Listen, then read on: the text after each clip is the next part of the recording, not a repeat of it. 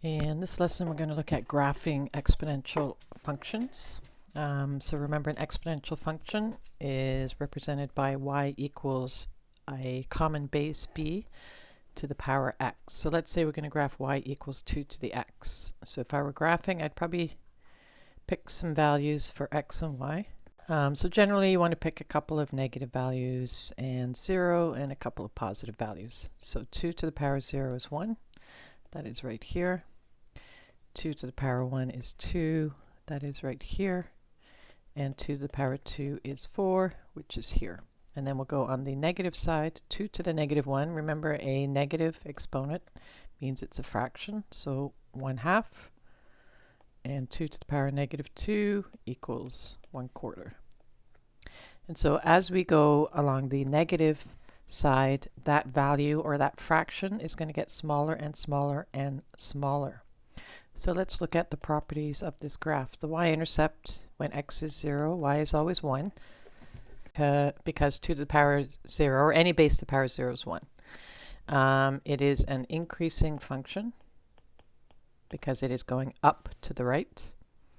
The x-axis is called an asymptote. So an asymptote is a line that the curve approaches. So as we get closer and closer to negative infinity, that fraction is going to get smaller and smaller and smaller forever. It will never get to 0 because we can always make the fraction smaller. So we say the x-axis is an asymptote. So the asymptote is a line that a curve approaches but never reaches. The domain would be any real number. We can use any x value. The range, because it never gets to 0, we say the range is any number, but it's greater than 0. So it will never get to 0. If we change the base to a half, the graph switches.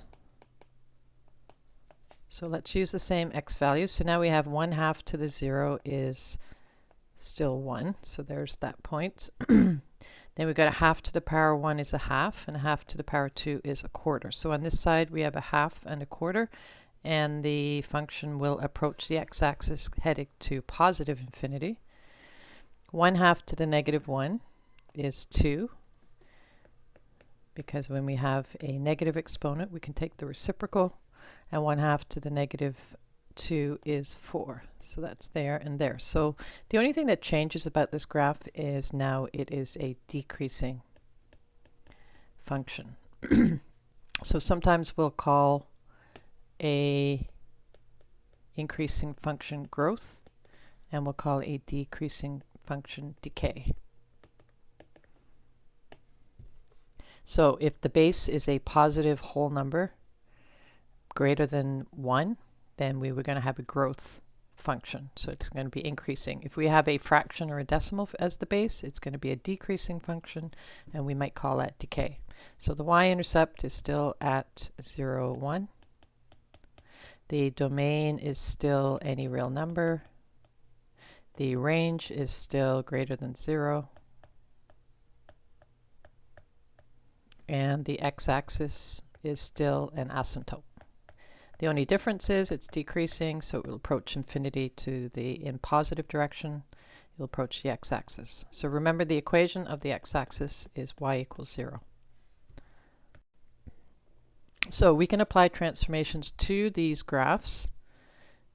So we want to describe these transformations in words. If you remember from the previous unit, the transformations are A and B are vertical because they are outside the brackets or the function. If it's multiplied, it's a stretch. If it's added or subtracted, it's a shift. So any numbers outside the brackets or outside the exponential function are going to be vertical transformations. Anything inside, so the C and the D, will be horizontal. If it's added or subtracted, it's a shift. If it's multiplied, it's a stretch or compression. And then we have our mapping notation. So remember, x is always transformed in the opposite way. So c would result in 1 over c, and minus d would be plus d. The a and the b affect the y coordinate, and they do exactly what they say they're going to do. We're going to multiply by a and add b. So in a, this is the parent function. There are no transformations. The parent function is just 3 to the power x. B, we have this negative on the x. So it's applied to the x, so it's horizontal. And it's a negative sign, so it's a reflection. C, the transformation is the negative 4. It is applied after 3 to the x, so it's vertical. And it is subtracted 4, so it's going to shift it. And it's negative, so it's going to go down 4. D, we have a transformation on the x, so that is horizontal. It is subtract 2, so it's a shift, and it's going to go right 2. And then we have this negative at the front, which is outside the function, and it is a negative sign, so it is a vertical reflection. Let's skip to F. F is plus 1. It is after 3 to the power x, so it is a vertical transformation. It is added, so it is a shift, and it's positive, so it's going to go up.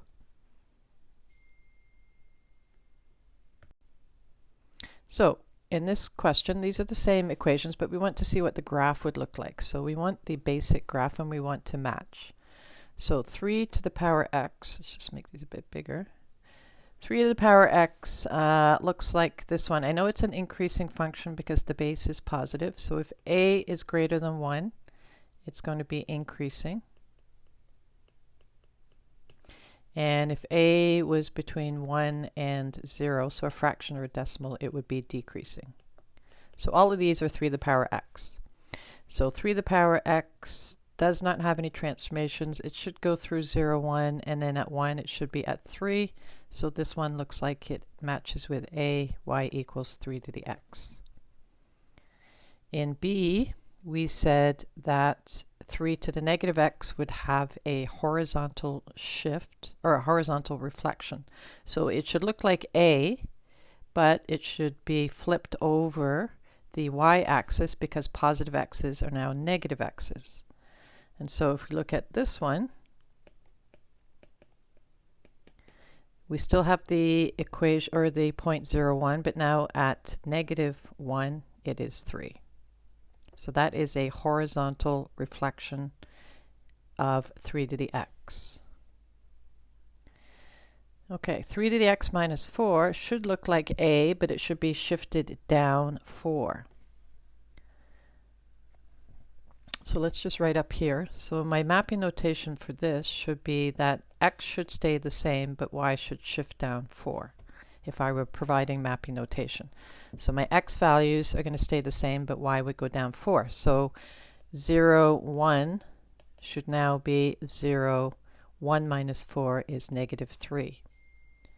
And 1, 3 should now be 1. 3 minus 4 is negative 1. So I'm looking for the graph that passes through. So it's still an increasing function. I haven't changed the base, but it should now go through 0, negative 3, and 1, negative 4, which is this one. So this one would be C, y equals 3 to the power x minus 4. D is going to shift right 2, and then also flip over vertically. So it's going to go reflecting over the x-axis. So it has to go right 2. So if we were doing that one, so this one was, I'll just write this here, this was 3 to the power x minus 4. So if we're doing negative 3x minus 2, my mapping notation would say that x we're going to subtract 2, and y is going to be negative. So 0, 1 would be 1 minus 2 is negative 1. Or sorry, that's a 0. Let's change that. So 0 minus 2 is negative 2, and then y would become negative. If I used 1, 3, 1 minus 2 is negative 1, and then 3 would become negative 3. So we're looking for the graph that passes through negative 2, negative 1, and negative 1, negative 3. And it's going to go down. So let's see. Negative 2, negative 1, and 1, negative 3. And so I would say this one,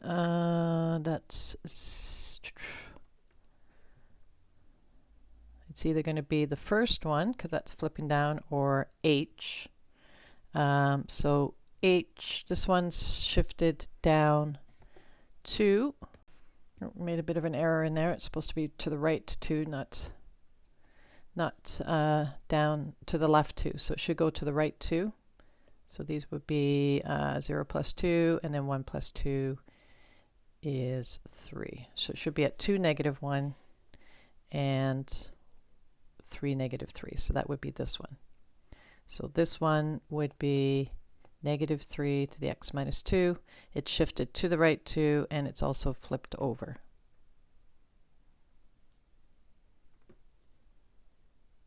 Oh, actually, sorry, it's this one. 2, negative 1, and 3, negative 3. Sometimes graphs are hard to read the points, so let's erase this. It's not this one. Okay, so we've got negative 3, negative x, so that should flip horizontally and vertically. So it should go flip over to the left and flip down. Oops. Don't need that. So let's move this up. So it should go over to the left. So it should flip over to the left and also flip down.